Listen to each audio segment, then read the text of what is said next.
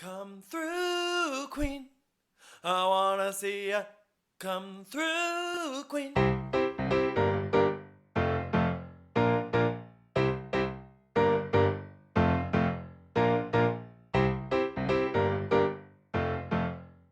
Hi, everyone. It's Dan. And Brendan. And this has Come Through, Queen. Well. Well, what? We have a very special returning guest.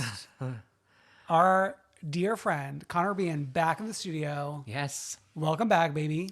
Thank you. Thank you for having me in your home. Irish to the show. Irish to the show. Yes. Our Irish correspondent, whenever the girls have a cast trip there, Yeah. most recently New Jersey. Yeah, we need a third Irish Housewives cast trip. That would be iconic. Yeah. I wonder who. Some Potomac over there. I kind of feel like New Roni would be into it because Bryn could be like, I'm half Irish. I think scenes of Bryn trying to like flirt with young, hot Irish guys would be good TV. Yeah. Okay, yeah. Get her in the pub. Get her in the pub. Well, she follows me. I'm going to DM her. Get her in the George. I would love that. I think I would be so excited if Bryn came to the George. Sadly, we have no Irish-specific content this week, but I'm sure you'll still rise to the occasion. I'll offer an Irish perspective. It's fine. You'll offer the Irish perspective. Great. Okay, Brendan, what's in the news? So, major news struck this week. On the heels, or not even the heels, before the final installment of the Real Housewives of Salt Lake City reunion happened, yeah. it was announced that Monica is departing the show after one season. Wow. And I just want to get to what Andy said on his SiriusXM show, Andy Cohen Live. I don't know if you've heard of it. You certainly have. Heard of it. He said, the news is out that we are going to have a cooling off period. The new pause. Dorindian. Yes, he continued, I think the reunion is the chance to come out and say why you did what you did on the season. It's the Supreme Court of public opinion. Yes, and so Monica had the opportunity not only to explain herself to the audience, but way more importantly, in this case, to the other women. And I don't think she successfully swayed any of them to her side. Yeah, I mean, obviously we're going to talk about the reunion performance. episode during that conversation, but I don't know. Like, I'm kind of surprised that this went from she's fired to now it's more of a Cooling off period. A cooling off period. Well, let's cool her off. You know what's a really cool place? Scotland. Oh, Let's get her on the Traitors season 3. Traitors. Traitors. Yeah. Traitors. Oh my God. Yes. No, she's born for Traitors season 3.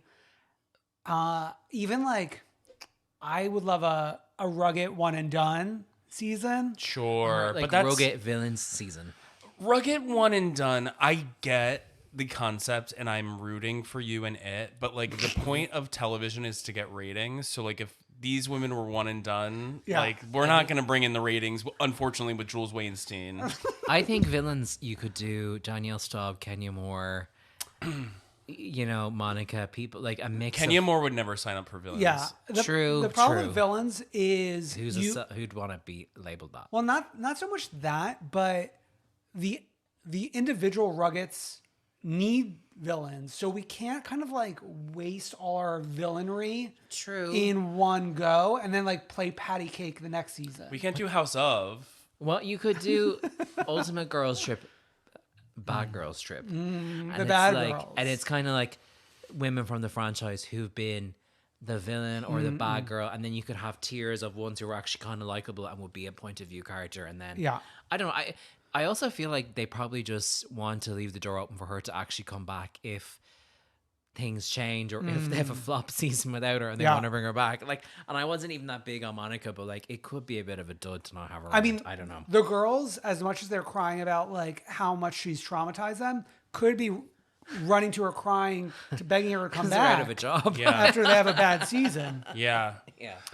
My only advice to Monica is do not go running to Bethany. Don't go to Bethany, and then like, I didn't even watch the season. What did you even do? What are you doing? and maybe let's stay away from like family therapy shows. Are those even still on? I feel like I I haven't don't know. seen. See, this is the thing. Like, if she's smart or whoever's in her corner is smart, if she has an agent or whatever, they'll tell her, okay, let's stay in NBCU's pocket and just do their stuff. Like, you could do House of Villains on E because at least it's NBCU adjacent, but don't be running to other networks or Bethany's. That's a bad idea. Yeah. Well, LD thinks that she's going to star in a major motion picture. An Oscar incoming. What did she say? Bookmark this? Bookmark this. I bookmarked. I should say too, Louis Staples is a British journalist who's done a lot of great writing on Housewives in the last couple of years, particularly in the last years, some great exclusive. And He also founded the store Staples. He did. Heir to the Which Staples. they don't even have in the UK, which is even better. But he has a piece with The Cut / New York Mag with Monica. Got the scoop. He got like the exclusive interview, and the most interesting. Well, there's a lot of good stuff that you should go and read, but I thought it was fascinating because when they spoke, it wasn't confirmed or clear that she wasn't coming back, and he asked her, "Well, do you see yourself?" Like, I'm paraphrasing, but like, is you coming back or not coming back up to you? And she's like, it's up to production and the rest of the cast, I would imagine. AKA, she was clearly dying to come back again. Yeah. So it's worth reading because I think she feels she didn't get her side across in the reunion for whatever reason. So it's interesting reading her perspective, especially knowing we may not hear much from her now. Yeah. And we'll go deeper into the reunion when we cover that a little later in the episode. But I mean, this was the biggest news story of the week. On to the second biggest news story of the week. The weekly Alexis Bellino update? Barbara Kate. Here's your Bellino update. Your Bellino bites. So, according to several sources, she's officially joining RHOC as a friend of. So, the 46-year-old mother of 3, wow, she's not that much older than Up you. here. Yeah. Who Year of time. made her debut as an Orange County housewife in season 5, will return as a friend of the Housewives for season 18. A source close to production confirms to People. TMZ was the first to report the news. Bravo does not comment on casting, and a rep for Bellino did not immediately respond to People's request for comment, but another insider tells People that Bellino's connections to the cast has made her return easy, even after over a decade away.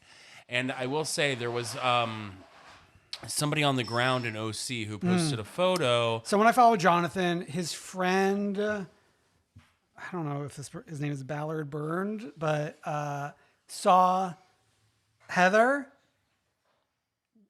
Emily.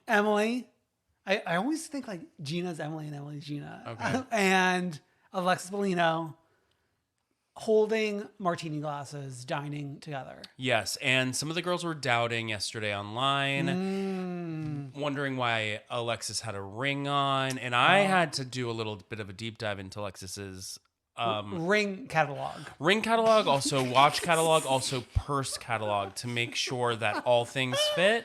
And I am 99% sure that is a photo of Alexis. Also, the hair is very much the same. Bellinian. Yes, it's Bellinian.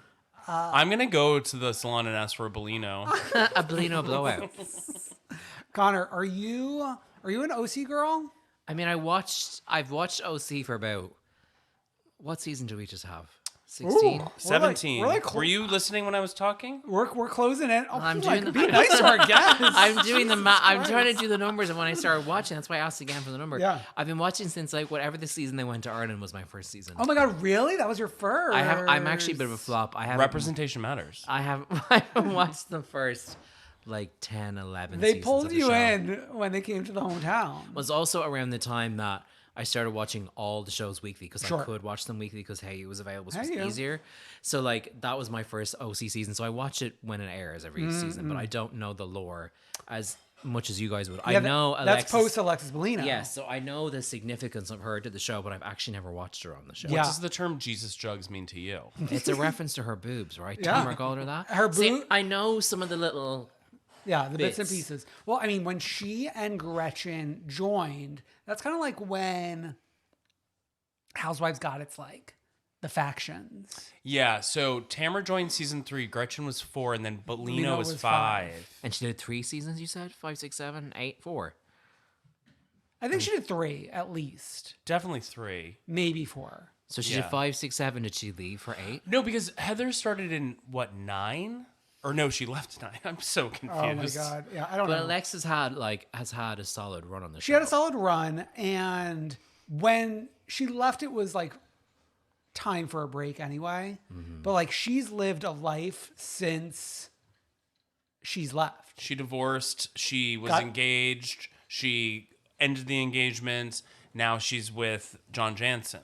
And obviously the John thing is a huge hook to have her back. But also, she has a trans child as well as Heather Dubrow. And she's been quite supportive of her.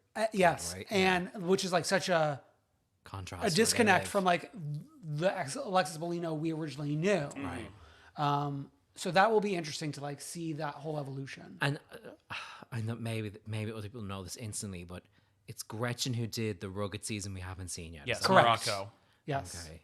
Yeah. Which So they've obviously been circling both of them in some degree. yeah, and they were both at BravoCon. They like presented to Vicky at I the remember that, Bravo. The yes. Lifetime Achievement. Alexis did do a cameo via Below Deck. Oh, Emily. Emily like a season or two ago. I remember that and thinking, oh, is this like the return? Yeah. and Alexis was also the charter guest on a. I know we don't do Below Deck No. here, but she was a guest on Below Deck. Yeah. So like she's kind of been Bravo adjacent for a while. Like, Yeah. I'm Yeah. sure they've.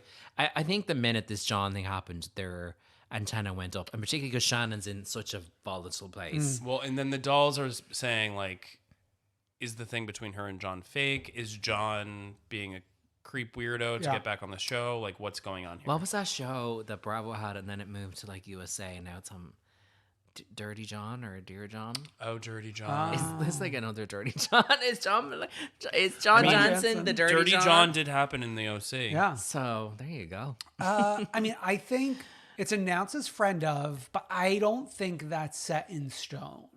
I think things have changed. Because this is number one, not an official announcement. This is like a TMZ announcement. Yeah, and so I think like there is potential if she films enough and if they find her interesting enough, then she would potentially be bumped up. The one thing that a reason why she might not want to is to not put her family under a ton of scrutiny. Yeah. And also, if you're away from the show that long, you might actually feel like friend of is less of a commitment and you're more willing to give it a try. And like from their point of view, the network, they can go, we're just going to do this much and see how it goes. And she can be like, I actually hate being back in the mix and I don't want to do too much. Yeah. And as you say, it's the friend of thing the hook really seems to be you don't have to show as much of your personal life, which is probably a boon. But it seems crazy to bring her back with the potential fallout with Shannon and not have her be around a lot. But then in the era of Miami, friend of is pretty full time. There's no rules when it comes to Miami because like Marisol's now doing scenes by herself and Family scenes. The Ghost Hunter and Adriana is Lisa like- Barlow's son is somehow living with Marisol. Jack went to live in Marisol. He loves Miami. That's He his goes mission. every year. We love it there. Okay, so in other news, Oh, there's more news. In non-casting news, so Stassi Schroeder Oh God. was on Jeff Lewis Live yesterday, course and she was. the conversation around so obviously I listened to that show, Yeah. and he was doing a lot of asking about Vanderpump Rules and like talking about like how it'd be so good for Stassi's career to like be on the Valley or whatever, and so they got to talking about that, and Stassi revealed basically why she's not on the Valley, and she said, Well, she revealed that she was asked. well, yeah, I was getting to Oh, that. okay. She said it's not Bravo's fault. She said once this idea was brought up and they were like, okay, we're going to film a sizzle reel with all the people that would be on it, every fiber of my being voted no. So we're not going to be seeing Stassi on reality TV in a bit, I don't think. Yeah. I feel like the door's not necessarily closed for her. Not that I'm like clamoring for her to be back. But I think there was like some response online being like, oh, she's never going to come back. But I feel like part of it could be maybe she wants to see like how popular this is. She on the show went on to basically say that like she doesn't want to be doing anything that seems inauthentic to like how her life currently is. So like she was basically implying that she's not the person going out and getting like blackout drunk at the bars like the rest of the folks kind of are going out every night. Like she lives a certain way. But that's not that does not seem to be what the premise of the Valley is. Right, but also like it's like people like adulting for the first time. I mean, Yeah. It looks but also with bad. Jax and Kristen in the picture, that is going to be what the Valley is. Let's be real. Yeah. I mean, right now we only have the teaser. We don't have a proper awful trailer. teaser where Brittany was laughing the whole time. She's meant to be doing the line of, Jax, you need to get inside. And she's laughing. I'm like, you're meant to be angry. What's your motivation in the scene? It's An not laughter. actress. I mean, also, it could just be something as simple as they couldn't afford her. The money's not right, Like, baby. I'm not a Stassi fan at all. I wasn't even really a fan when she was on the show. I don't miss her on Pump Rules at all. But the reality is she's still very popular. She goes on tour. She has Patreon and podcasts and ad deals and books. And I would wager she's probably going to ask for a lot more money than Jax or Kristen. And then obviously these kind of relative unknowns that have been cast as well. Oh, they're getting like the sure there's- 30K fee. Well, Yeah. no, what she said on the show was that she's friendly with those people, or she was friendly with those people, and like she kind of grew apart from all of them. Oh. Yeah, but if they honked up a huge old fee, I'm sure she'd be like, "Oh, let me get a little wasted." Like, I don't know. Well, I mean, Maybe. you're right. It probably has to be like, is this right for me? I'm sure there's a lot of factors. I don't know. I think like we're underestimating her income. I think she Yeah, has I a think she lot does very coming well. in. Yeah. but that's why I reckon if Bravo were saying we'll give you this, she'd be like, okay. I'm sure it's financial as well. Anyway, will I watch The Valley? Probably not. You'll just listen to us talk about it. Probably. I mean, are you guys gonna watch it and cover it? I feel like it's going to be like, how is this feeling? Yeah. Yeah. It maybe could end up being good. Yeah. Question mark. Yeah, we'll see. When does it air? April? Oh, it's just spring. Is it even spring or is it just 2024? I think it might say spring 2024. You would think with all the heat around Pump Rules, they'd have a day for that, so that people could. It'll overlap for sure. Yeah, it's definitely going to probably like, Wasn't there a do a story lead-in. that they're doing some kind of setup with the first episode, reminiscent of Beverly Hills and Pump Rules, where there'll be a scene that bleeds into the next? I bet you that's Someone what said they'll that do. last week, didn't they? A producer well, because said Jax filmed for Pump as that? well. Yeah. Some producer said that, I think. What do they call that? A backdoor pilot? Kind of, yeah. I need to go back and watch Pump Rules season 1 and streaming properly, because my memory is they don't have that whole Beverly Hills setup. They don't. They don't. So it's just funny. Those kind of hooks work on live TV, but really in a streaming era, you can't really do that. Yeah. Like my revelation this week that Watch Happens Live is bundled with the Housewives episode As the on credits live are TV. rolling, yeah. I was like, this is crazy. Which is also annoying because it screws up, at least on YouTube TV, it like screws up the recording if you're not able to watch like something live. You have to like wait weirdly. Yeah. Like an extra half hour. Or Like something. it'll like redo the recording for like, for example, Beverly Hills. And if I come home late, so I'll only be able to see Beverly Hills, but it then won't record Watch What Happens Live till like the middle of the night because it doesn't re-air that immediately after. Okay. Wow. Is there any other news? Not unless you have some. No, baby. I think the news are 5 shows we have to talk about this week. Wow. Wow, Brennan, we're keeping you up. All right, Potomac. Connor, how have you been keeping up with Oh, Potomac? no, I watch it every week. Yeah. Don't get me No, wrong. I think a lot of people have fallen off this Really? season. Yeah. No, I still have the habit of watching it. And like a weak Potomac season is still watchable, but it still felt like a weak season. And the first really weak season they've had, I don't want to say ever because the early days were a bit slow, but really ever since it got really good. Like I feel like there was a really solid few years of Potomac, and this has been the first. Well, last year we wobble. were on like the downward trajectory, maybe. Yeah, but last year still had a was little so bit of good, urgency yeah. to it. This one has felt a bit baggy, like they're just kind of rehashing old beef, and Sure. which is funny because Karen and Giselle are better than ever. Yeah. But everything else feels very like rehashed. Yeah. And nobody's moving on. Yeah, it's strange. I mean, honestly, overall, if Karen wasn't doing what she's doing this season, I think I might have nearly stopped watching because She's saving it. She's just on a different level this year. Well, not only do we have Karen this week, but we have Raven Huger. Who is a character in her own right. I as mean, well. star quality. Yes. And it's so strange because like we like gently knew her from the beginning, but number one, she was younger, and number two, there wasn't much of a focus on the Huger kids when the show started, right? And then she went away. And then she went She's away. an adult as well, so it's a different vibe. But when the show started, I think she was probably still in high school or something. Yeah. Yeah. Like she pops off the page unlike 90% of the children of housewives. I think when that's your mom, you've no option but to pop off. Yeah. Like she would succeed in her summer house setting. Oh my God. I mean, she's a New York girl now. Yeah. Get So her she in. very Put could on Martha's easily. Vineyard because I actually watched that. I don't watch regular Summer House. Oh, that's so interesting. A rare Martha only viewer. I think Summer House original, there's so many seasons and I'm like a bit daunted by it. And it's never really grabbed my interest. But Martha's Vineyard was like, started at the beginning. And I also just, I don't know, I was like, oh, Martha's Vineyard, I'm interested in the history of this. So like that was kind of the hook for me. You were like to Martha. to Martha. Yeah. So that's how they got me. Okay, so we get matching Shirley Manson garbage tattoos. Thank you. I thought that was just me that noticed that. Wait, it was just you. He was quoting you. I put that in the group chat because the G that Karen got is very like a G that the band Garbage used for its logo for years. Yeah. So, to the point where I'm like, whatever tattoo book they had in that place, they must have seen. You know, like you go, like they use existing designs all the time.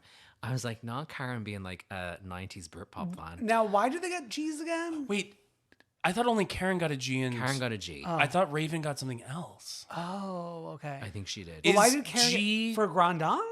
No. No, is G her maiden name initial? Something to do with her family. Oh, okay. Because isn't like on Twitter, isn't she like Karen G. Huger? Oh, I never noticed that. Maybe not. Okay. I would love it if she got GD for Grand Dame. That would be really funny. She's Goddamn Grand Dame.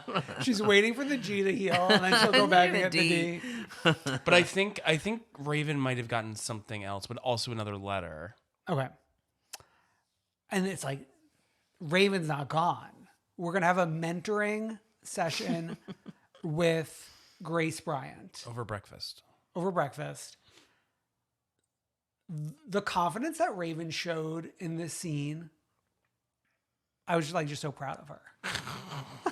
You're proud because you're like a Summer House devotee and you desperately want more people in Summer House. I would love her to end up there. Your dream job is to be a field producer on Summer House. I don't know if like field producer the is the guy? life for me. I'm Who's more the guy? C-suite than field producer. Shut up. What C-suite? The edit suite? It's like executive. It's like Andy Cohen. Not C-suite. Who's the guy on Summer House that you're like obsessed with? Kyle. The blonde guy with the weird haircut. King. I know. You couldn't work on that show because he'd be too busy swooning over Yeah, he'd have a bone the entire time. I was trying to be like swoon. You're like erection. You know, I'm an erection. Yeah, no. I mean, I do. I mean, I love Grace as well. I think Grace of like the three Bryant children is like usually the one who's most excited to be on camera. She's probably a little bit older and able to like Yeah. get her head around it. And it's like, yeah, Grace is obviously like, she's nervous to go to college. We're dealing with two different age ranges here. Yeah. Like what, 4 years apart probably? At least. Yeah.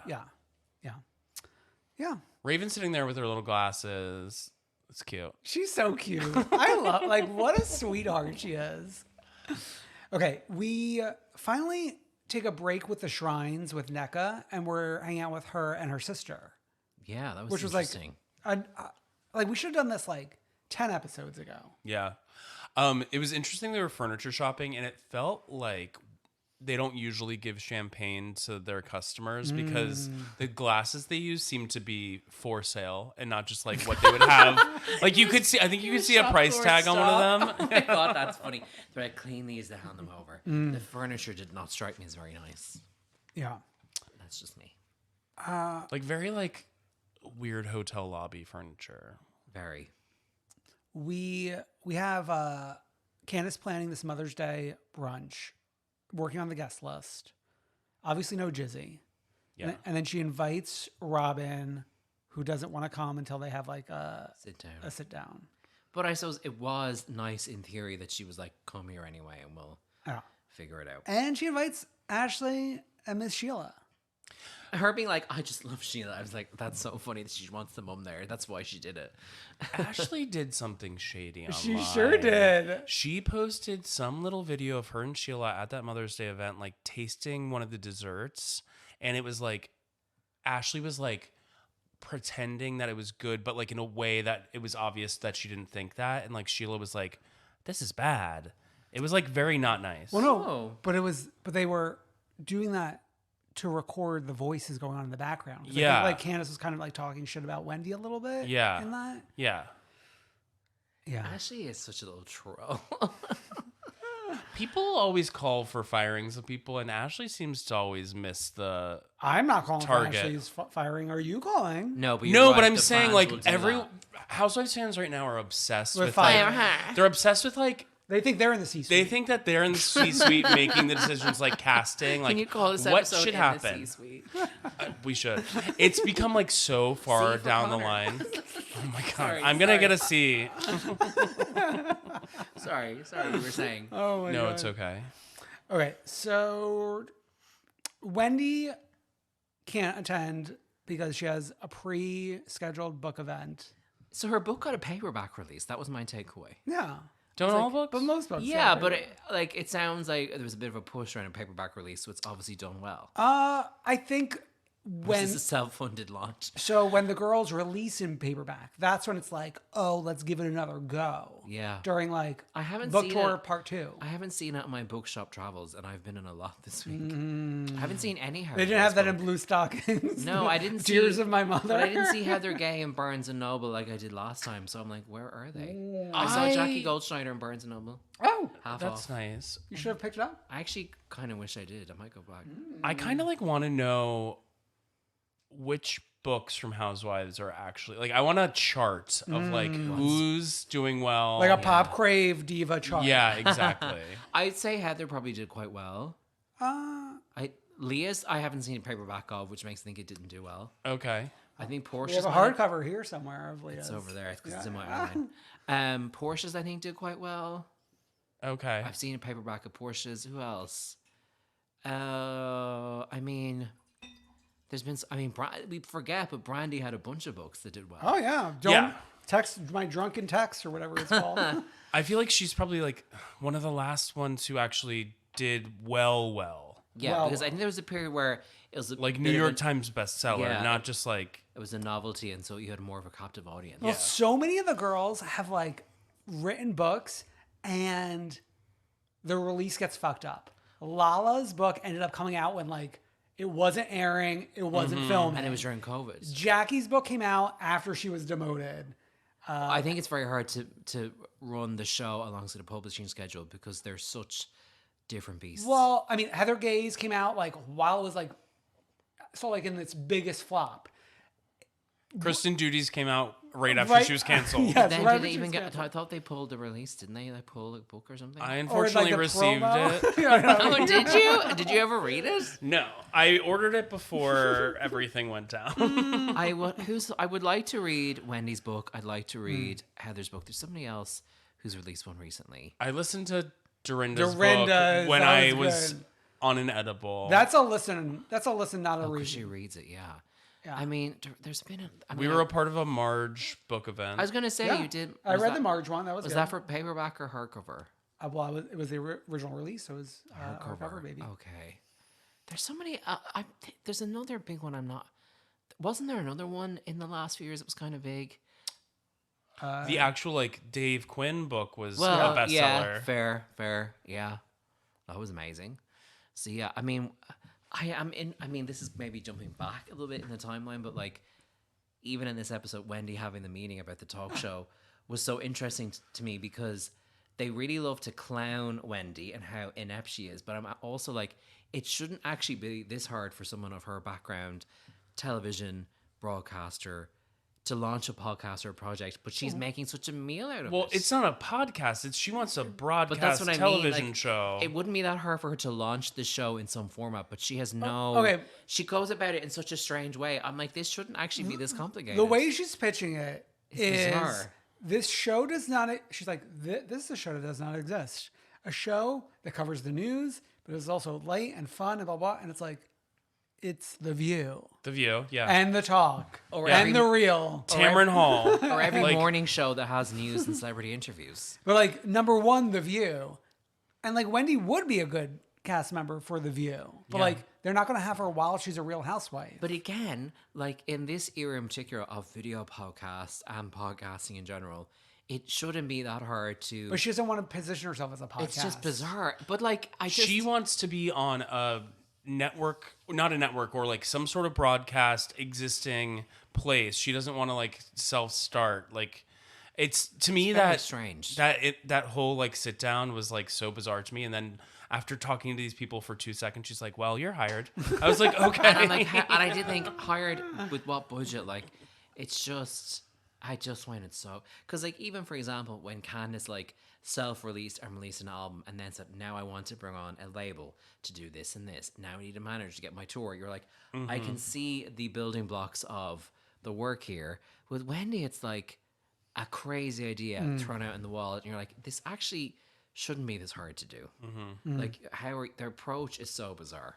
Kind of because it's probably for the show more than anything, but still. Yeah, she's been throwing a lot of. It's like just also weird. We can move on from this in a second, but like it's also weird because she's already like established as somebody who's a talking head on some of these like on MSNBC. Even I think she like goes on Fox News still. Like explore within those organizations. Yeah. That's what I mean. She actually has quite a good profile, and she's been doing that job. Whereas if you were on Housewives and you'd never been a political commentator, you might go, okay, this is going to be hard for you. But she actually has the experience. So I'm like, do you know how it's like she doesn't get how it works. Okay. The event itself, I got to give Candace credit. One of the chicest events It looked great. that we've ever even seen on Potomac. Yeah, because I feel like there was real like budget, or she put time into it. We went from chicken shit to parfumery. And the venue was wild. I've never seen a venue of that scale in a Potomac event. It was very grand dame. And Charisse, I gotta say, showed up. She's bringing Bone collecting. She's bringing Jacqueline correspondence. She's the MSNBC correspondent for the show. She's bringing Ashley confrontation about the divorce, which I was kind of surprised to learn that like, oh, we're at the end. You just need to sign. Shady Ashley. Yeah. Mm-hmm.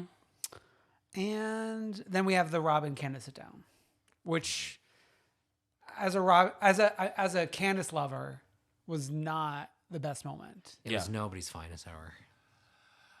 The thing about Candace is, love her, but we have to just like sit down and realize we're on a TV show, and we have to like move along in a way and not get stuck in one place. It was crazy in this meeting. We're talking about being on a TV show. I know. Which like we break fourth wall, but like saying the word TV show is like the next step. Yeah.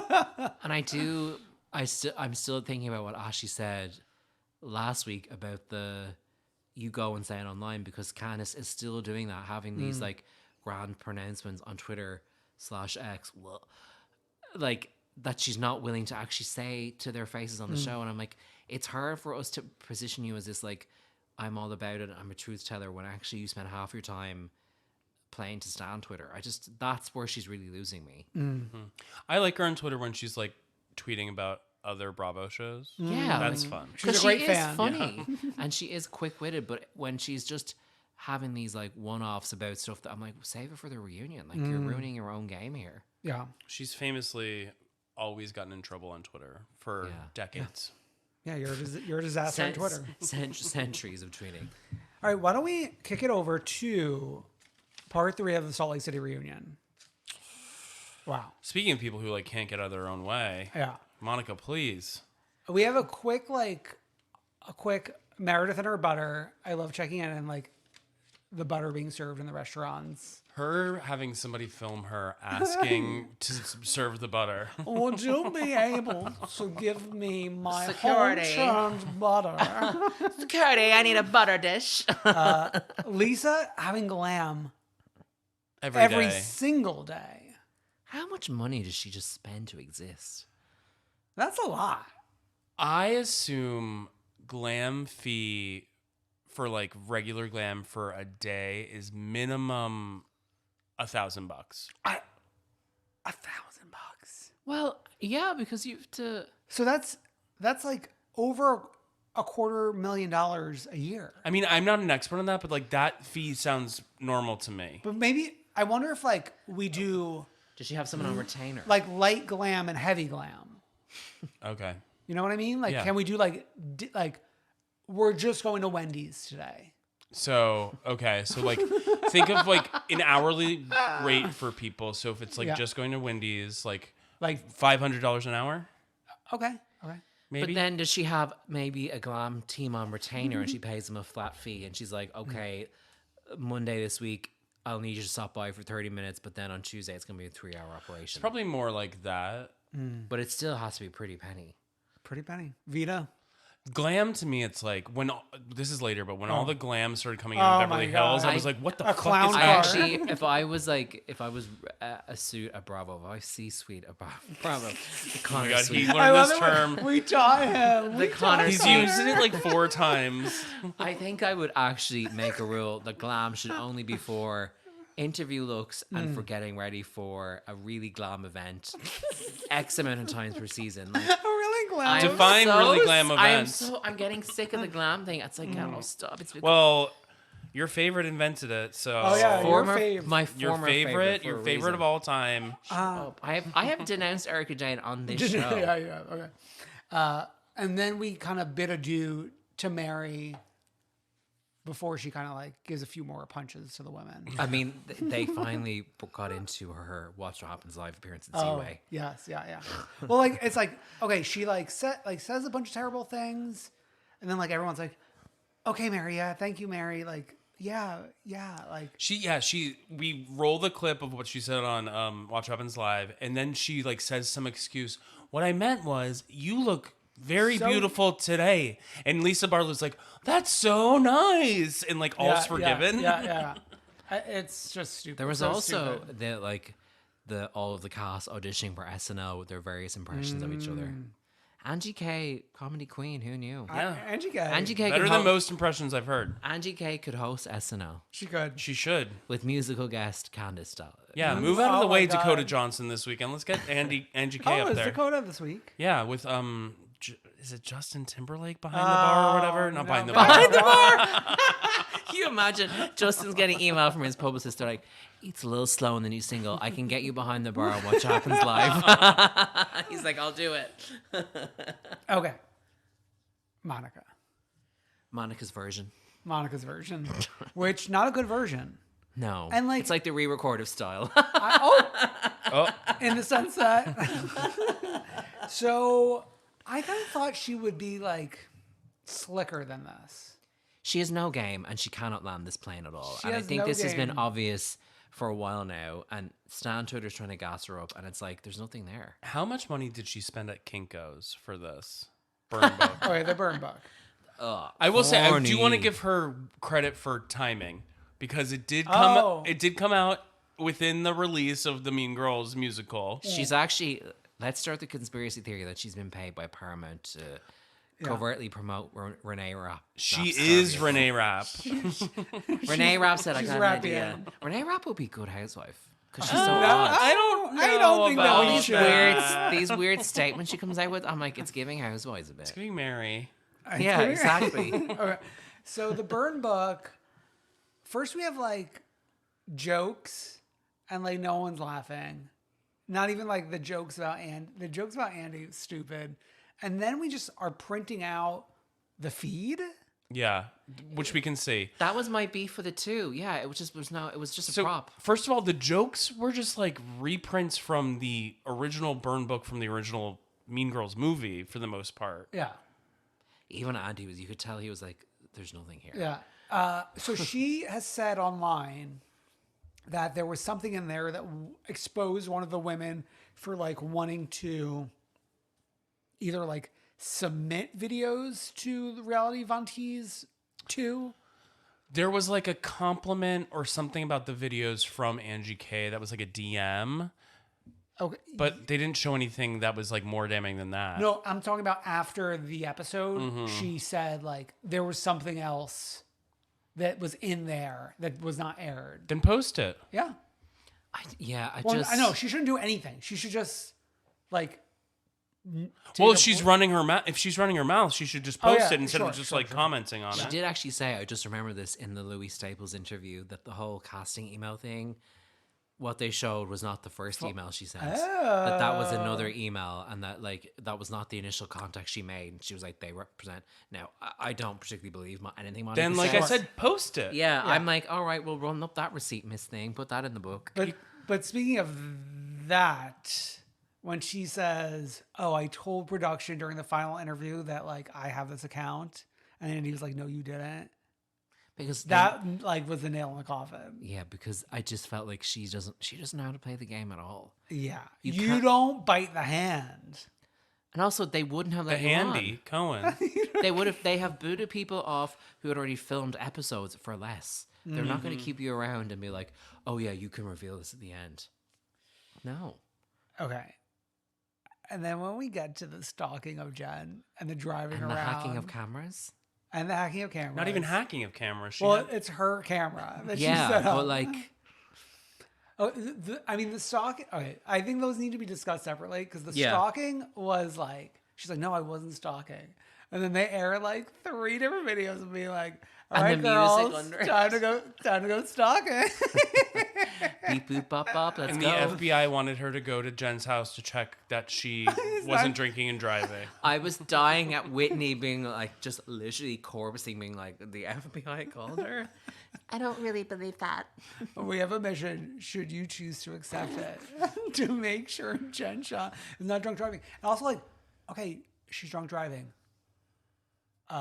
Misdemeanor. Like, we have felonies she's being charged with. Like, why are we trying to like tack on a misdemeanor that's like not a slam dunk to prove to begin with anyway? Yeah. Also, we know that. Don't we know for a fact that Jen Shah loved to take an Uber when she was drunk? Remember that bitch sesh with the Uber driver? Yeah. So that doesn't. Yeah, it was bizarre. Angie K was cackling over the FBI stuff. I love a girl with a sense of humor. Angie K, who knew? It's you know what? The fact that like she was like the first friend that we were not standing gave her the strength and the space to succeed. It's like the opposite of like how Tinkerbell like gets stronger when you clap. Yeah. If you guys kind of don't stand, if you don't Angie K gets stronger when you boo. Your lack of standing carries me through. No, but we were so busy standing Angie the H that the K just rose to the top. And you want to know what I say about the H? There is a room on this cast. There's a lot of room. Back. Yeah. Bring her back. Okay, I think before we get to like the future, the one last thing is Black Eye. Yes. Which, as much as like Monica flopped, like to me this was a Heather flop. I was sitting here mortified watching Heather flop like a fish. But for some reason, everyone swooped in to like recuperate her. They were all on her side. Even it was, in a way, I thought, oh, there is a friendship here. They have her back, but also, it felt very forgiving of someone who had really, like, even Lisa, like, I was so mad at Heather. I'm like, you could still be mad at her if you wanted to. The Jen thing, I don't know. They're probably egging this on for the show, but like the Jen stuff seems to have shaken them all so much that they're only able to talk a bit now. Like all of them have this weird PTSD with Jen. So that seems to have colored their take on this, which I find bizarre. I mean, listen, Monica exhibited a lot of loser behavior. At the end of the day, she was a huge fan of the show and wanted to be in the orbit of this celebrity in Salt Lake City, was able to get in the show, but like, obviously what Jen Shah did is like leagues and bounds worse than what Monica did. Oh yeah. And we're like equating it. Of course. And then even what Heather did, none of them are like appreciating like what Heather did is actually worse than what Monica did. We need to stop there because Monica was stalking. Monica had cameras looking in somebody's house, Well, which was also weirdo behavior. Okay, Not beyond weirdo behavior. That's like creep. Oh, no. But in terms of what affects them, Like they're Sure. like she's like fucking with production, which like could like jeopardize this whole show to begin with. I know. And the fact that like Andy was reprimanding her, but then like the fact that she was on Watch What Happens Live that night and like Yeah. everyone forgave her by the end of the thing and they were having Dark and Stormies was like, I was like, what? Yeah. Listen, I don't think Heather's like a villain or like should like be like chastised, but like I think everything feels a little uneven. Even Yeah. them pulling that San Diego footage with the unintelligible audio and Heather narrates it, and you know, you watch it going, what weird psychosexual dynamic did Jen and Heather actually have? That they're like, we just woke up and had a black eye, so like just And people have pulled up additional footage from that trip where like Heather is playing with the black eye a lot in terms of like, oh, like should we say like what really happened? Because Yeah. like they don't want to hear what Yeah. really happened, And- or like everyone's gonna shut up real quick. And let's not forget, she went on a whole other show, Ultimate Girls Trip 3, Oh and my it was God. a part of the storyline as Yeah. well. Ugh. Machiavellian. Just kidding. I know it's a little bit further back in the episode. I did love, you know, because Angie K is sort of iconic and a flop all at once when she said, when she was like, don't you dare, you know, discredit small shops, and kind of did that rant, and Andy was like, well done. Shop well small. done. He was like, well done. He's almost saying, I'm glad you finally got something out here. She's That so- made me laugh. He even, I think, views her the same way. Send her snowflake. Please. She Don't is you the dare pillar. discredit. Okay, how are you feeling about the future? I believe the children are the future. And I believe Monica's probably not, but Oh, yeah. things have gone. I could see a world where she's back for season 6.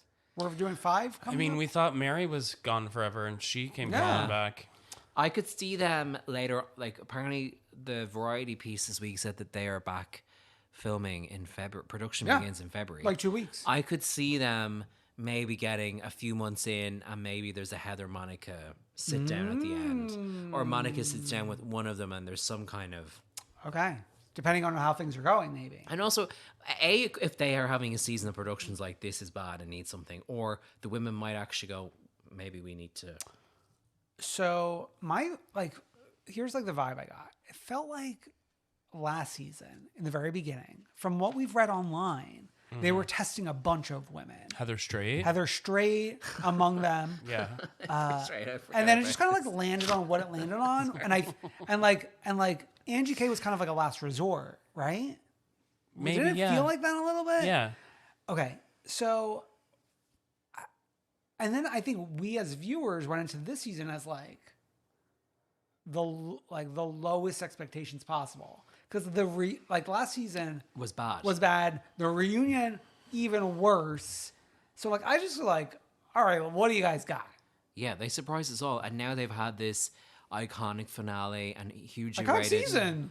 I know, but what I mean is Yeah. the finale and the reunion shot it into the pop culture zeitgeist Yeah. in a way Salt Lake kind of has never been, not in a way dissimilar to what happened with Pump Rules. Yeah. And I think we're going to see next week even with Pump Rules, what's the vibe going to be when suddenly all eyes are on something that, where the lack of expectation really helped it. I don't Yeah. know. That's why I like a sleepy show like OC. Yeah, No or expectations. Or even something like Miami, which is just consistently great, and if Yeah. you get it, you get it, and it doesn't need these kind of huge Yeah. peaks and valleys of a viral moment. I mean, I don't know. Like, I'm sure they have other women sniffing around that they Yeah. have wanted to consider, and there's still. Like I mean, Heather Strait. Heather Strait. Well, I mean, I got to give Salt Lake some credit. A lot of these shows, when they have events, the rooms are like half empty. Salt Lake City, Yeah. the room's usually full, and I'm sure full of women Who won on? ready. They're Yeah. waiting on the bench. I want I kind of wish they filmed at Sundance, and like Lisa's like got some other PR diva on her side, and then she's a character. The fact that we have not filmed Sundance is Well, crazy. there was one season where they showed her doing Sundance. I think it was parties, like didn't Sundance, like flashbacks, or maybe setting up. I You're remember right, there was yeah. a HBO party, and she was Okay. like, "Move that there, take the tablecloth, we're ready," and like she Was- did like 3 things. Was the Brooks Marks fashion show like Sundance adjacent? Maybe that was maybe. like Fashion Yeah. Week in Salt Lake City, or yes, something like that. We need to return to Sundance. Though, but I I'm think. like, I want Well, Kristen Stewart they walking just missed by. it. I know, they missed it, yeah. I want Kristen Stewart walking by in the background where Lisa Barlow shouts at somebody. Like, that's what I want. Yeah. Probably couldn't show her face, but anyway. Shall we cross the pond and go to Barcelona Sure. Is this With- BH? Sorry, I with think in Miami. the yes, Beverly sorry. Hills women? Yes. Okay. Dorit's playing pajamas. Chic. No, we're not standing right now. She spent the last of her money on those. The last month, while Crystal's wearing $10 pajamas on the plane. I was laughing as someone who just did a 7.5-hour flight this week and was reminded of how hellish it is. I'm like, is that how you do it? You just buy ridiculous pajamas and just bop around? Did you have chic pajamas? I did not. I took my shoes off at one point. Oh, yeah, no, you can. Like only when I was sat in my seat, not when I was walking around the plane. I'm not an animal. Yeah, but not like your My feet don't smell or anything. Not You're your not bare, barefoot. not barefoot. No, I You said my You got a socks. sensible sock on. Yes. Yeah, I mean, like I've been wearing like Crocs on the plane. Which your socks are already like partially visible. Yeah, exactly. So I slip out. Yeah. Is that super comfortable? Yeah, Love that. that's kind of the point, and it's easy like going through security. Oh yeah, no, I only wear sneakers for that reason. I'm like, you're not getting me. You're not getting me today. Merce Cunningham. This I found so fascinating because we watched a few minutes of BH this evening because I had just a scene I had missed. And I have had this thing with Sutton all season where some of her confessional looks really remind me of Madonna. And Madonna was one of Madonna's early influences was this dance teacher called Christopher Flynn. Okay. Now, he wasn't like a famous choreographer, but then Madonna would have worked with a lot of people like Martha Graham, etc. Okay. And so it was really weird watching this scene because I was like, another weird way Sutton mirrors Madonna, her dance days, her like connection with a well-known dance teacher. I was like, could Sutton play Madonna in a movie is what I'm wondering. Yeah. Of course, She was one of the girls. Of auditioning. course, absolutely. Move over. What's her name? Julia Garner. the Julia well-known Garner. girl, yeah. I almost said Julian Huff. I mean, to me, like this is example number like 253 as to why Sutton is such a good housewife. Like she's That's got what I was thinking too. It's so such a many rich little story. things in her bag. Yeah, it's so much more interesting than what you usually get on Beverly Hills in particular. It just feels like Yeah. she has a whole other life and a history, and it's kind of like culturally interesting in a way that Yeah. some of these hooks for a trip are usually like so. Oh, we're gonna go like Like I'm here to spread Merce's ashes. Like nothing she does surprises me because she could be anyone. She could be anyone. She could do anything.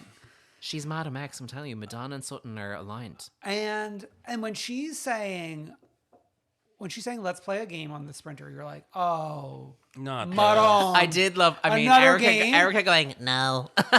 But when the game is all of Sutton, all of a sudden, and one of the most iconic games we played in a minute. That's very Watch What Happens Live coded of her.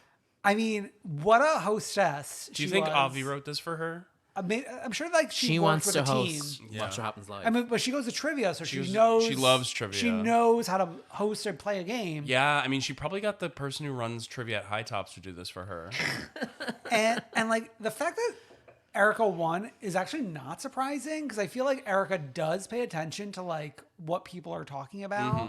I think that was when she was less liable to pop. Like I feel like the Eric we have now is much more not this season maybe, but she's more combustible the last couple of seasons.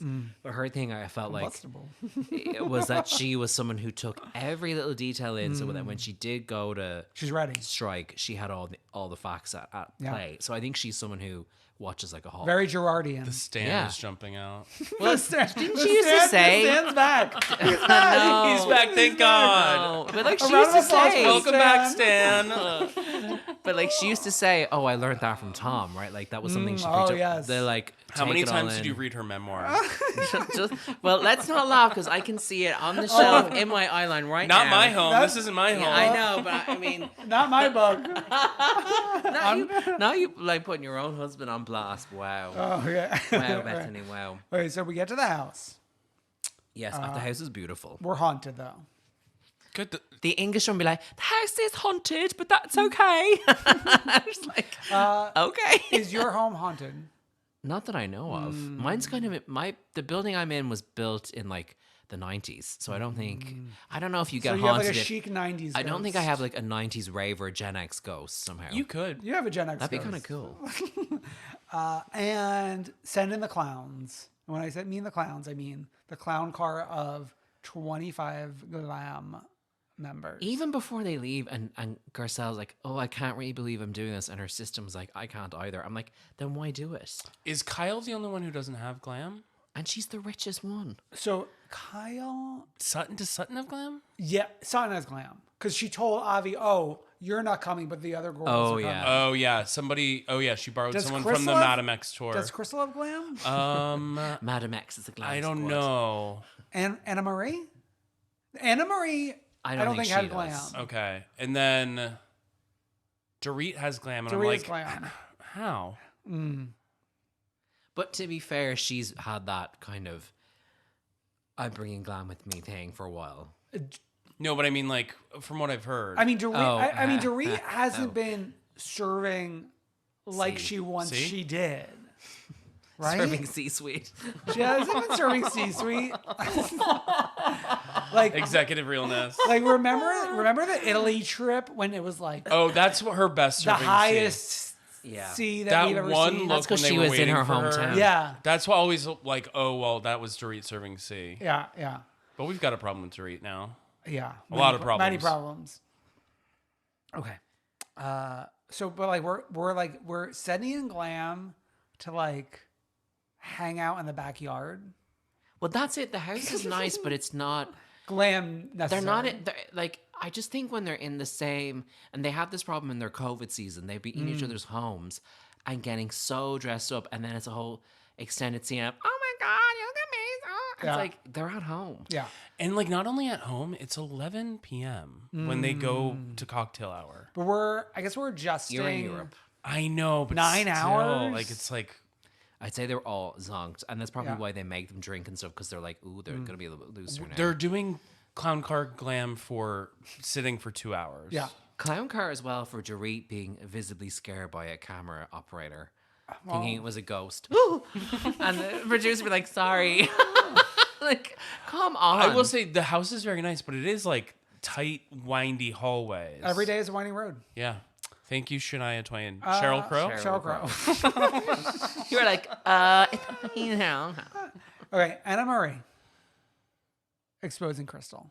While wearing a Tynan Sinks necklace. Oh yes, while wearing a smell you later Tynan buck pink bow necklace. Look it up. He's going to post a screenshot of that and then like put a his little bow. emoji bow over the bow. Over my now- like voice treble. But now the bow is bang on trend, so he knew something.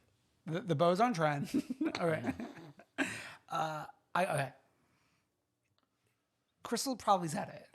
Like, come on, right? Well, I mean, we have the receipts of her saying something to the effect Oh, in her yeah. confessional. On camera. Yeah. Yeah. But like to me, okay, my galaxy brain conspiracy theory is Anna Marie is a student of this show. Student of the arts. So she saw saw that that. confessional and decided to bring it forth. I just don't know if Crystal would sit with like this new woman and like talk that much shit. Okay. That's what I think. And I don't know. You say what you're going to say. Sorry. Oh, okay. So my theory is when she talked to her, it was more as like a fellow person out at a party talking about me being on this show and like my experience, not as like, oh, I'm saying this to you and you're going to be on the show here with me and you're going to expose me. Like, I think that she's like saying it to like someone that she did not think was going to necessarily be on the show. I would not suspect her to do that to a stranger. I would more expect her to do it to somebody who's coming on the show to be like, let me give you a little coaching and not a complete stranger. So I'm thinking like she's at a party of like peers and socialites and like this like higher echelon, which is making me remember like Heather Gay being like, if it wasn't for people like you, we'd have like a higher caliber of people. Oh, yeah. I'm like, so you don't think I should be here? Wow. That really, sorry, not to go back, but like the way Monica's like, blah, blah, blah, wow. It's like, are we on Twitter? Like, why are you beefing in this really immature way? But also Kinda like glad Heather, she's like fired. you own like a Botox place in a strip mall. I would love if you were on the reunion saying that. That would have been iconic. If Monica said, It's in a strip mall. I would have been like, okay. Brandon should, like, you mean they You should have write... coached. You mean they write the reads on Drag Race for the reading challenge? Like, if you're going on, you get someone to write you your reads. You could have done that for You should have Monica. coached Monica. I should have. Connor, what were you going to say about Anna Marie and Crystal? Anna Marie. Like, to me, this idea that the interview chair thing is some kind of smoking gun doesn't really land, because I'm like, it's one comment 3 seasons ago, and it doesn't, like, if they had multiple examples of her being like snobby about that, I would go, okay, but it's like, she said it once in the interview chair in a kind of offhand way, and then I just don't think that she sat down with Anna Marie. Dan is signaling that he's Team Anna Marie here. No, I'm not Team Yes. Anna Marie. But I think know. like calling someone unintelligent is not like like. I don't think I like say people are unintelligent like. Yeah, in I just everyday don't see conversation. Crystal sitting down with this person and be like, all these bitches are like uneducated and stupid, blah, blah, blah. And then they try to use the interview thing as some kind of correlation, and to me, it doesn't track for me at all. Yeah. I like Crystal. I'm not like super team Crystal, so it's not coming from a stand place. It's more like, I just don't think she would do that. I think she might be like, they're kind of annoying, or they got my nerves, or I can't relate to them, or I'm so much younger than them. I could hear her saying those things, but to be like, they're not educated, just felt very... I actually like not, this is gonna sound Stan Marie, but like I don't think she's giving her something to talk about, but like I am glad that she's being activated, and like I more agree with what Crystal is saying. Like I'm excited for Crystal to have like something to do. I don't know, like I just, and even I don't like when someone says I'm making you relevant, because I'm like, if you weren't here, Crystal would naturally have some other thing with someone in the group, because that's just how the show works. It's that weird thing of like, if I wasn't here, the show would be a flop, and it's like, that's not how it works. Yeah, Like, I mean, you're the one like Anna Marie. You're the one like fighting for your life right now. yeah, like, you're the one who hasn't landed a single read. The plane has not landed once when you've been flying it. So I don't know why you think you've made someone relevant. It's just like, I did love the thing about, you know, my kindness or weakness, and Chris be like, when have you been kind? Yeah, Crystal got some good ones in there. True. Sometimes when Anna Marie like moves and talks, it is Ben Simonian. Like there is a little bit of Kelly Ben Simone in there. Yeah, The The way spirit she of touches her hair, like the like. She's in her own. She really is in her own little world. Even like during the confrontation at the gala, well, maybe 2 episodes ago now, her being like, you know, I'm a critical thinker. I'm like, to me now, when someone says that, it's like such a red flag. I think critically, I'm like, oh, It's like saying you're an empath. It's like giving Joe Rogan's My Most Played Podcast energy. It's like, I bet you are. Like, move I'm it a along. critical thinker. Well, while we're on this little conversation, we have to bring up Child Bride. Oh, Dorit with the fucking microaggressions. Dorit's like burying herself. Like, this what the year. fuck? You're doing And it. it's a little bit, you know, it's funny because at the start of the season, the way she kind of called out Erica in the confessionals was actually kind of a little bit iconic and kind of a good moment. And you thought, oh, she's using these confessionals to like raise up her game on the show. But now it's becoming this thing of, you're not bringing any of this in the room. And then you do these interviews and you throw all these jobs. It's like, where is this energy? Yeah. She would never say that to her face. If she said it at that dinner, listen, Child Bride, it would be horrible. But you go, okay, well, you said it to her fucking face. To sit there and be like, like, it's really... So I don't watch the after show, but Alex usually does. I dip in and out. I mean, I watched that hilarious one where they were sat together and Crystal was Well, kind of they're defending Dorit. together. And like at one point said, I'm trying to defend you here, let me finish. Around the stuff with Garcelle. And when Dorit was like, "Oh, I actually really like Sutton," and then Crystal like looked off and like made eye contact with the camera. I'm curious, like, did they film I the wanna after show see for this one together? Because how would that They would, because go? they usually film all at the same Yeah. time. But I think they only should show fire it them. up I now. don't think they show them full episodes. I think they only show them clips because it's all pre-filmed. Yeah. I don't know. That just, like, it's icky, and it's like, again, it's hard to know with Dorit. Does she know the kind of weird racist bullshit she's tapping into, or does she do it without realizing? But either way, it's like, well, I also think like it's icky. just like think about PK and the way he talks to people. Like they are a married couple. Like PK, the way PK was talking to the people planning the gala, like an episode or 2 ago, it's icky and bad. And so that's maybe just how that household is. And even her being like, he says things I can't say. And I'm like, God, like, I can only imagine the shit you come out with. Yeah.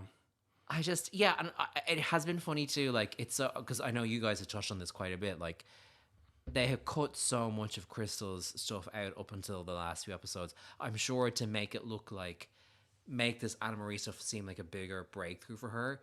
But like, they've kind of done her a little bit dirty. I feel like they cut all her scenes where she probably did have more of a voice, then made us wait for this moment, and now it's like there's all these jobs being thrown. I find the way they treat her on the show a bit strange. I also think I agree with you, and I now understand a lot more why she gravitates towards Sutton, even though they probably had the most like Bad start. start.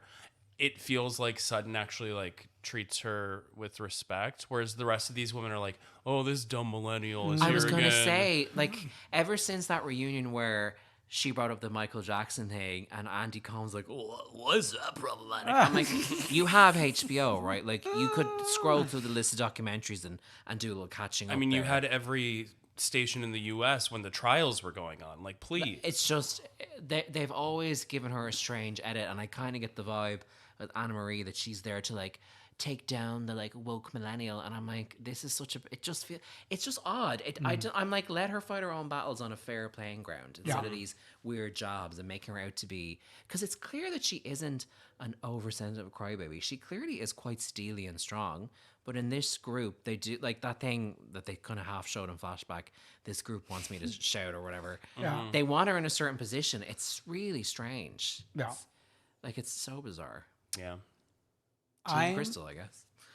I am so obsessed with the scene of Erica reading the email from the lawyer when she, and then she's like, "And Crystal, I want you to hear this." This will be interesting for you, Crystal. You want to hear this? When she reads this about a higher court ruling, like we're like sending back the decision to the lower courts to like get for a finding of proof that the money, the client money was used on the earrings, and like she wants like a round of applause. She wants like Lisa Rinna to be like, "Everyone get on the table right now and dance. Get up and dance with Erica's earrings." She wants a banner that says "Rah rah, Aviva." You did it." They're all kind of, first of all, they're all dumbfounded, and then they go, "What does that mean?" They're like, okay. Like, I think the thing is they're all sick of hearing about this anyway. So for her to expect a parade is bizarre. So dumb on her part, because like she's had actually like An okay season. a good season. Yeah. Why are we like diving back into this? Even her in the interview chair then going, "I thought they'd have more to say for me." Oh, therapy. Like trying to kind of, I'm like, you were doing okay here. You were kind of winning us over a little bit. Okay, so as a viewer, not even as the person here in the group who are being silent, it's like, okay, they didn't prove that the money was used to buy the earrings. It's like, okay, millions came into your home. These millions were spent on the home upkeep. These millions were spent on the private plane. The pop career. Okay, so the client money was spent for this, which freed up money for you to go spend $750,000 on earrings. Like, to me, it's like, this isn't the serve you think it is. Like, like money came into your home that paid for this lifestyle. The fact that like you're like, oh well, you can't prove that the money was used for the earrings. It's like, that's besides the point, you dummy. Like, I was so pissed off about that. And even the flashbacks to 2022 and Garcelle trying to be like, why not do this just to, you know, kind of clear a name? Why would I do that? Yeah. And being reminded of how The wasted nastiness, and just horrible she was for so much of that season. And I'm sure she's like, I was on a lot of medication, but I'm like, there's something so dark-sided about it all still, even when you've kind of not forgiven her, but like kind of gone, fine, she's on the show, it is what it is. Yeah. We ended with Crystal getting car sick or like some reaction to the elevation, but we'll pick up with that next week, it looks like. Yeah, on their way to church. I did have to laugh at Kyle being like, wow, and to think last night Anna Marie and Crystal were at odds, and now she really needs her. I'm like, why? Is she about to administer like... She said now she's at Anna Marie's mercy. And I'm like, Yes. all Anna Marie goes is, oh, your veins are kind of bulging. She doesn't even kind of I go, know. okay, lie back. I'm going to Do check this. your pulse. Yeah, yeah. Anyway, like there could be something go, hey, I want to check something. She's just kind of like, going, oh, you don't seem very well. But Like, also, that was so weird. Like the way that Kyle's gonna say it is like, what's Anna Marie gonna do? Like cross her arms and just like. You're on your own. As like Crystal's like choking. She like cackles as Crystal like yeah. quivers and has like some kind of a moment. Okay, let's hop on down to Mexico City Wow. with the girls of Miami. Mexico was fire. It was on fire. Okay. I had a lot of fun with Alexia and Larsa just screaming at each other all of a sudden. Larsa, my Larsa. The way Larsa will be like, oh, anyway, you don't support me. She just out of nowhere becomes this like kind of nightmare. It's bizarre. I know. Marisol laying down on the couch and like Adriana fanning her and then Julia helping like kissing her forehead. Her two worst enemies She was like almost bring her back to life. Mama Elsie and being like, it's just so hot. I know. Yeah. It was Elsie She is really morphing into Mama and Elsa. her mother's daughter. Like when as she went Miley back to her said. room herself and she was like fumbling around the bathroom was very Elsian. Kiki rightfully annoyed with Larsa. She's having a very good confessional episode. I felt like Yeah. Kiki was great in the confessional. Also a little she's a little confused. Whomst Kiki about? can't figure out what a gay man is for the life of her. Made me howl. Well, like when in doubt, if there's a man in our orbit, he's gay. on Housewives, Yeah. yeah. I mean, those shorts on those dancers. I have to laugh. They go to a dance rehearsal with Adriana and they are confronted with the gayest of gay male backup dancers, and Kiki's like, I don't know. Could be, and she didn't even kind of go, any of you guys bisexual? She was like, they could be straight. She's I'm like, like, which one of you are single? And they probably were like, oh, this nice woman wants to set us up with her gay friends. I didn't love Adriana being like, I'm a gay man in a woman's body. I was like, That's so 2012. I was like, this is where you may look very young, What but a this is where you throwback. show your age to say that. What a throwback. It felt like I was watching season 1 or 2. Yeah, that's something a housewife would have said in like 2010 for sure. I think she said it back then. Oh, I'm sure. Which I can't although believe she's 56. That blows my mind. I gotta say, the one confessional where she has darker hair looks like it could have been a confessional from her original run. Is that the Here's one where the thing, she's very that's her booby? look. The blue dress? yeah, the very blue booby? thing. Yeah. Yeah. I think like go back Go back to the dark back hair. all the way dark. Yeah. That outfit she wore last week in the recording studio had me on the floor. I was like, On the what is floor like this? J-Lo. She was channeling J-Lo. Like, it was wild. And they were all like, oh, you really dressed the part. And she's like, I'm in the studio. She was giving J-Lo. Very. I mean, Album. she's unhinged but beautiful. And, isn't that what we all want to be in I want to life? be unhinged and beautiful. Okay. I am sad that like Dr. Nicole has to work this day. And had Well- to fly commercial. It feels like nobody wants to work anymore. It feels like nobody wants to work. Get up your ass and fly commercial. That was funny to me. We got Marisol like serving drinks out of a trunk of a car Good. in front of a hotel. She would, you know the thing in Australia where they drink out of a shoe? Like this. Oh, yeah, not for me. Marisol would do that in Is it a heartbeat. used shoe? Well, we've seen that on Pump with Brock. He taught us that. Oh, whenever he's around, I close my eyes. You're just like your soul leaves your body. I'm kind of excited to see Brock with the short hair on TV because I think he looks really hot with the short hair. Oh. Sorry to Overrated. say. Connor's bone. Connor has a bone. Conor boner. Oh yeah. I would like to apologize to anyone listening. Okay. The bunny dinner hosted by Alexia. I love when she's like taking it so seriously. It's like art. And you know what was also interesting? Like, Adriana didn't really discuss it in terms of her background, but she is like an art dealer. Yeah, a gallerist or whatever. And like she was supporting it, but I was surprised that she wasn't like tying it to her own background. I know we haven't seen the art jump out in a couple seasons Since like the first season back. Yeah. Yeah. I wonder if is she still doing it or maybe not. I don't know. Who knows? I mean, Yeah. the setting was so chaotic. Like, The gay lights. The gay guy's doing Ariana Grande Dangerous Woman cosplay. The lights over these paint because the paintings actually seemed kind of cool, but they presented them in such a weird setting. Yeah. And the artist guy was gorgeous. Oh my god, this like beautiful like. You should give him a kiss. Connor's a bone I again. should give him a kiss. He's in Mexico. It's a little far away. So how about we're in North America. Yeah. Hello. Just a hop skip. That's true. Why don't I readjust my flight? Hop skip and a kiss. Hop, skip, and a kiss. But like it was very Housewivesy and how surreal it all was. And then Alexia, as you say, being so like, can we all please take this super seriously? I do love that Gertie before the dinner said, "Let's get it poppin'," which is kind of let's get it poppin'. which is kind of a Larsa Pippen original that she has remixed for her own ends. I mean, like the way that like Larsa takes like being called fake so seriously. And it's like, come on. Relax. And this is coming from the biggest Larsa fan in the world. I am the biggest Larsa fan. Larsa's brain should be studied in a lab. I don't think there is one. That's what I mean. No, it's actually too powerful. No, she was like she was actually on mental rest Before going to the Traitors.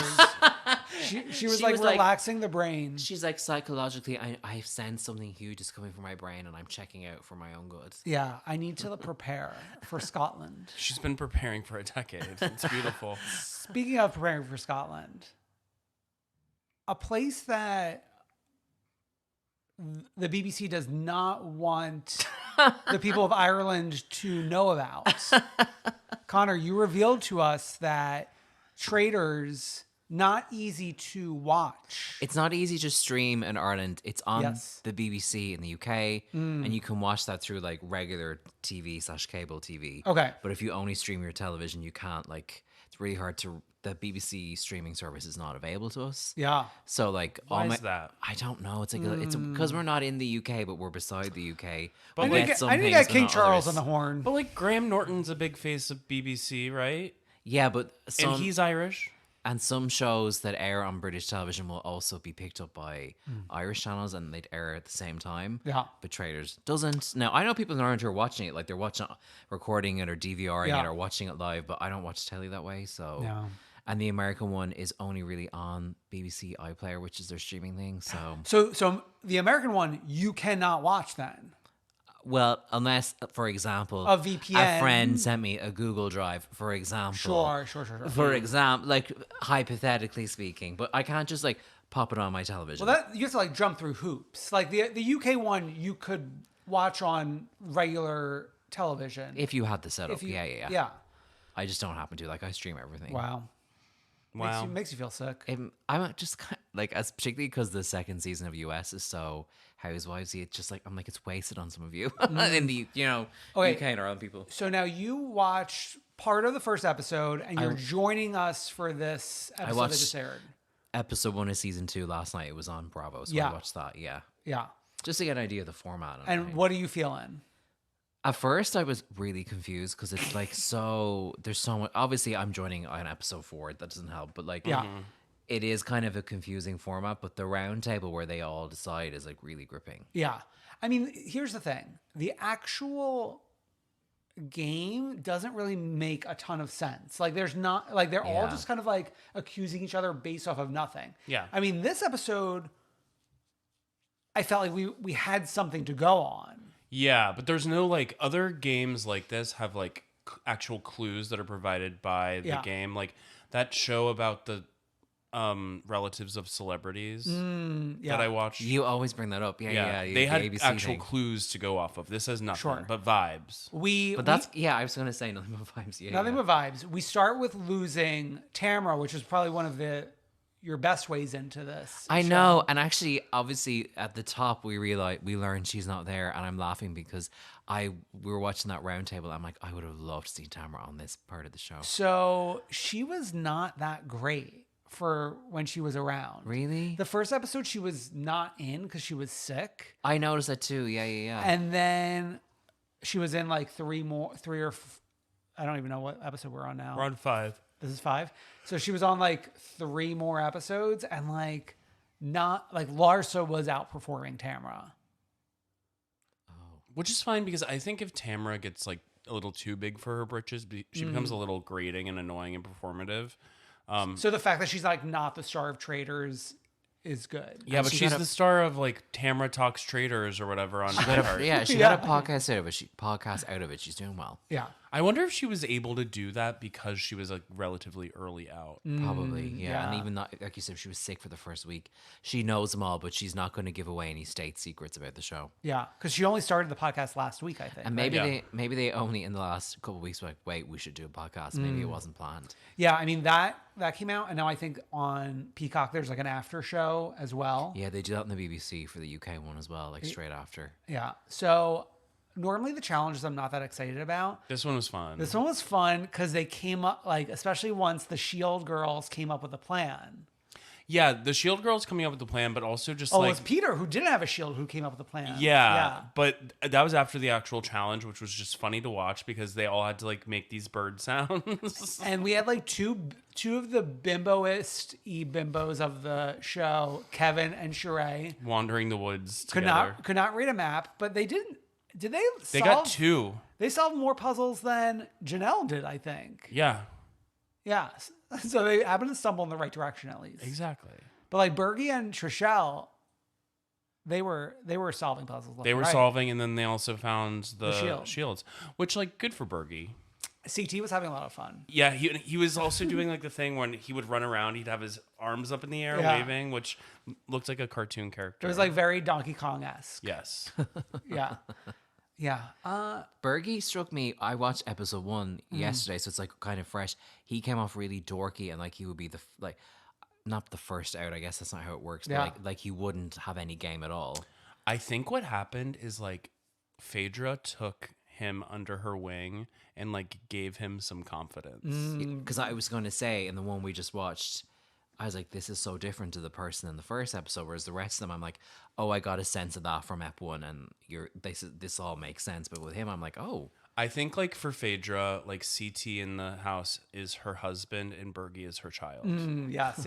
she did call him. Was it Burgerlicious? Yeah, she's been calling him that all season. There's a lot of people who are left that I would have assumed to be like early outs, like MJ, Kevin, Burgerlicious to an extent, like you said. I mean, Kevin's the one who really led the charge against Janelle. What a Well, dummy. yeah, this is also like it's different than a show like Big Brother where it's like they get rid of like the easier people first. Yeah. It's like higher stakes, so you want to get out the bigger threats because you assume that they're traitors or you're guessing that they're traitors. Like nobody's gonna guess that Burgerlicious is a traitor like from the jump. Yeah. But then after something like this week, I feel like maybe this is jumping ahead. I feel like Dom would pick him next week or something. Well, if he does, he's trying to right now, Oh, with the and shield, he has yeah, the shield. fair, So next week is like maybe the episode I've been Maybe I most could stay excited in America for. another week. Yeah. I mean, like, Instead of a VPN, I just stay in the country. I'm excited to watch it week to week, but like the cliffhanger of this week has me like I want another episode now. like biting my Yeah. arm to like want to watch the So next season episode. 1 was all dropped at once, wasn't it? It was all dropped at once, which was like miserable because you needed to like watch it all Binge at it all. once so you Yeah. don't get spoiled. And it was also half humans, half celebrities. I just am fascinated that they filmed that in the UK one back to back. That's so interesting to me. Yeah.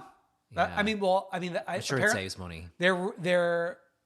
They're also reusing challenges. Oh, So yeah. apparently, like the chalice thing also happened in the UK. They kept the sets basically. Oh, I was too. going to say you could tell that whichever one was first, they left a lot of it. I'm sure they share a crew as well. Someone gave an interview, like essentially the Traitors, the plot of land is like Traitors Disney World. Like everything is all set up, and they're just kind of like moving them from one part to the next. I think The Circle, the Netflix / Channel 4 reality show, was the same. They filmed UK, US, and I believe a Brazilian and maybe another one, all in the same apartment block. And the Drag Race is now doing the same thing. They filmed German Drag Race Brazil, and they filmed the forthcoming International All Stars with RHO in Colombia. Oh, So I think it's becoming like, if you're going to do versions, just put them in one place and Yeah. bang them out. wow. so many Drag Race franchises. I just love the idea that like RuPaul is on the same set as like the cast of Drag Race Brazil. Like how bizarre. Anyway, we're getting off the. I think that's it for Traitors. I mean, we have to talk about Kate Chastain. Oh, I was anti her coming in, but the package that they gave her made it worth it. And it's like she's so unserious in a game of people who are being so serious that it's like fun to watch. And they've all spent weeks, probably, or days, whatever, or weeks of TV, I suppose, becoming obsessed with the world they're in. And she's kind of coming in cold going, okay, so who's mad at who? Like, I'm glad, though, that the vote did not come down to her, because then I think I would have been pissed at the results of this. from a newbie. And she was smart. She was like, the one thing I've seen about Big Brother is that you vote with the house. Yeah. And so she went with Janelle when she saw it was obvious that the tides were going to turn. I'm sad Janelle's leaving. I only watched one episode of Janelle, and I'm sad she's leaving. But I do think, like, if Dan gets knocked out next week, like, Janelle can claim it. Yeah, of course. Like, she was the one who set that emotion. I mean, as Berkey said, for Janelle. Hashtag for Janelle. Everyone tweet right now, hashtag for Janelle. I already have a tweet up. You can go retweet. Oh my God, I'm going to retweet it. Oh, wow. Okay, well, let's wrap it up. We have a Freak of the Week and the One True Queen. Our Freak of the Week this week. This one was a Connor original. This is a Connor original. It is Barbie Discourse. So come on, Connor. Yes. I was like trying to remember what I chose. Yeah, so obviously the Oscar nominations came out this week. Barbie received 8 nominations, including Best Picture, a nomination for Ryan Gosling as Best Supporting Actor. America Ferrera. And I think that was kind of one that surprised people. America Ferrera for Best Supporting Actress. Adapted screenplay for Greta Gerwig.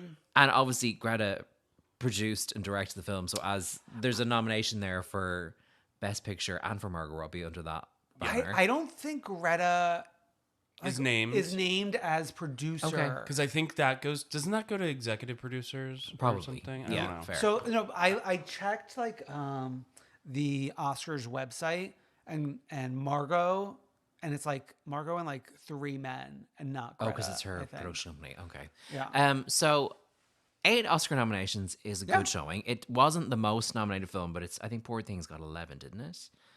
Poor Things I think got Oppenheimer got and the Oppenheimer. most. So This isn't Little Gold Man or whatever. but which is to say that Barbie Those wasn't. little ghost men in the Beverly Hills, Barcelona. So it's not the most nominated film, but it still did very well. But there was immediately this thing online of, oh my God, Margot Robbie was not nominated, robbed. Oh my God, Greta Gerwig not nominated for Best Director. What's going on? Now, I do get that there has been a bit of a thing with the Academy where not enough women directors get the nod. Yeah. That there's a conversation where sometimes a film helmed by a woman will get a Best Picture nom and not a director nom. So I'm like, okay, fair enough. So that was kind of a conversation. I think the point has been made that Barbie was obviously hugely commercially successful. Yeah. So when you're talking about the award season films, it's one of the handful that the broader audience has seen. So they're going to have an opinion on it, whether they're informed. And like, I haven't watched all the awards films, they're not even all out at home. So like, I understand that like people are more aware of Barbie. But then you had, this is actually what I found the most freakish, Hillary Clinton aside, was how Ryan Gosling and America Ferrera both had these statements out being like, I'm so glad, but what a shame Margot and Greta didn't get their own noms. And even like, I was seeing like Mark Ronson posting about the soundtrack songs that he worked on being nominated. Yeah. And other people involved going, so glad for these noms and a shame about our snubs. And I'm like, you have 8 noms and the film is $1 billion box office success that literally had pop culture in a chokehold all of last year. And B, you're about, I mean, this is like the Traitors, you're about to go and get this film in front of all these voters and say, please pick us in these very big categories. Are you not going to rub all these voters the wrong way who've now seen this kind of, oh, we didn't get enough nominations? Like, I actually think it's going to scupper their chances at a win. Oh, I don't think. I think the Academy thing is like super political. I don't think they're going to like being called out publicly like that. Well, no, I mean, I don't. I think the only awards that they really have a good shot at are Billie Eilish for the song. I still think that's going to win. What? I still think Billie is going to win. I know, but I think so many other ones they're not Yeah. in the running. I think the part of the discourse, I agree. I actually really don't know. But part of the part of the discourse that like got me, everyone was like complaining that Margot wasn't nominated for Best Actress, and they were like acting as if it was like a slight to women, and it was like It's against other women. it's the other people in the category are all women, so it's like I get it, like I get the optics of it, like Yeah. when you first look at it, it is like there's an easy like surface level joke about like how these noms are like proving the point in the movie, but if you like go like a little deeper Just and think like about it realize for a that second. like Margot lost out to other women, Yeah. No, I think the director thing is more relevant But Yeah. also, I because mean, so few women directors But also- get Yeah. nominated. Greta Gerwig is a talented director, and she has been nominated in that category numerous times. And I'm sure if she returns with a slightly more art house or less blockbustery film, I could see her being nominated again. but that's stupid. Like I think like you don't need to have an art house film to win no, an Oscar. of course not. But I could see maybe if you were splitting hairs, we want with directors who made more quote unquote serious films, whatever. I mean, like in one way, I like that Ryan got the nom because I do think really strong comedic performances deserve as much credit as serious ones. But I think that I found so the freakishness is the initial kind of the craziness of the discourse of what they were robbed, and people like Hillary Clinton weighing in, like, okay, relax. Well, hashtag Hillary Barbie, hashtag for Janelle. But then also, and I feel bad because we're kind of doing it now, but like then there was the discourse of us all reaction to that, and then it's like, oh, this is just that worm eating his tail thing where us talking about it becomes as annoying. So I don't know, like maybe you're the freak. maybe you're the maybe freak. I'm a freak. Maybe we're all 'Cause freaks. I'm No, a I'm not freak, claiming to be. I liked yeah. Barbie. Everyone, liked it should have been in Barbie. every category. I It's one of rewatched- the only movies I saw this year. I rewatched it That's on in the the plane. list. Proud of you, Brendan. Yeah. for I watching rewatched it a on the movie. plane. I liked it. I don't know. Oh, you watched it on the plane. You didn't even buy a Rewatched it. ticket. No. Oh, Well, that's because I DJ'd the premiere party, so I saw it early, and then I rewatched on the plane.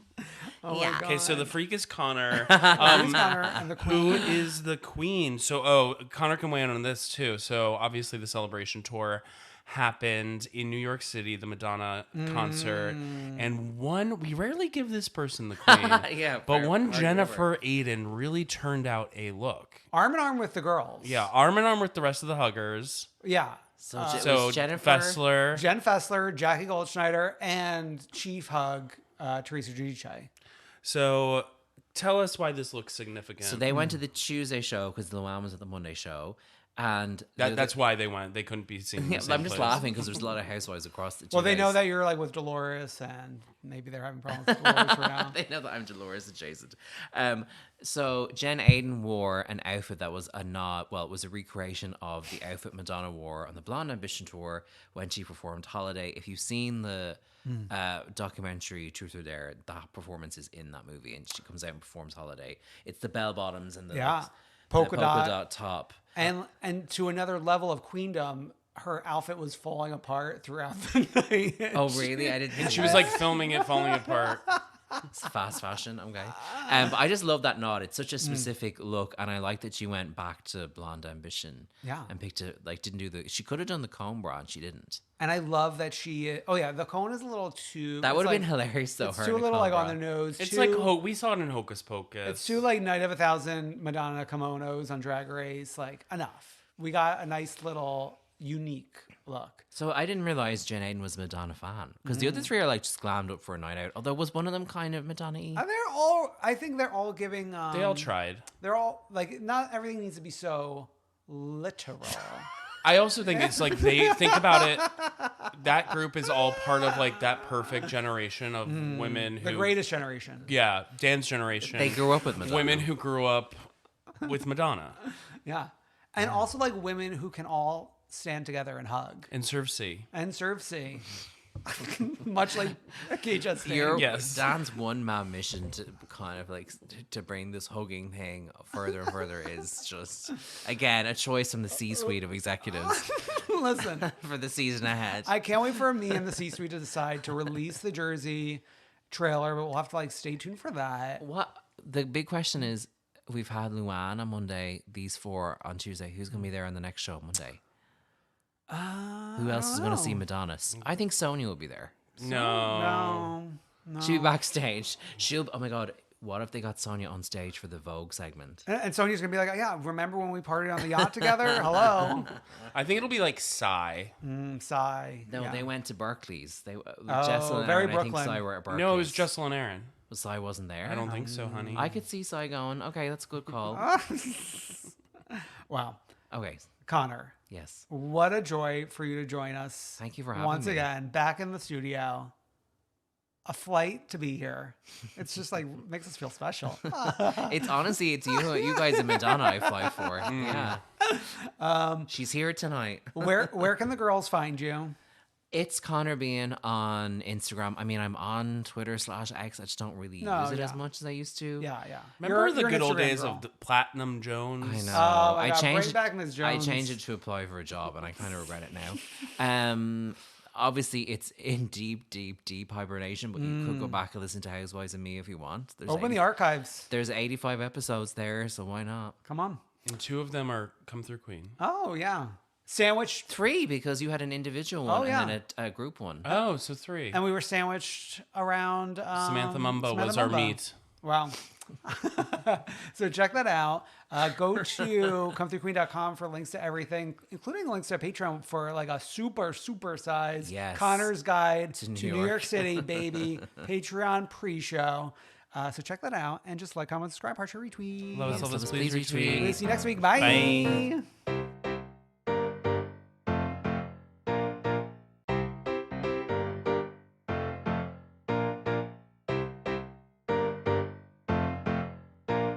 I wanna see ya come through, Queen.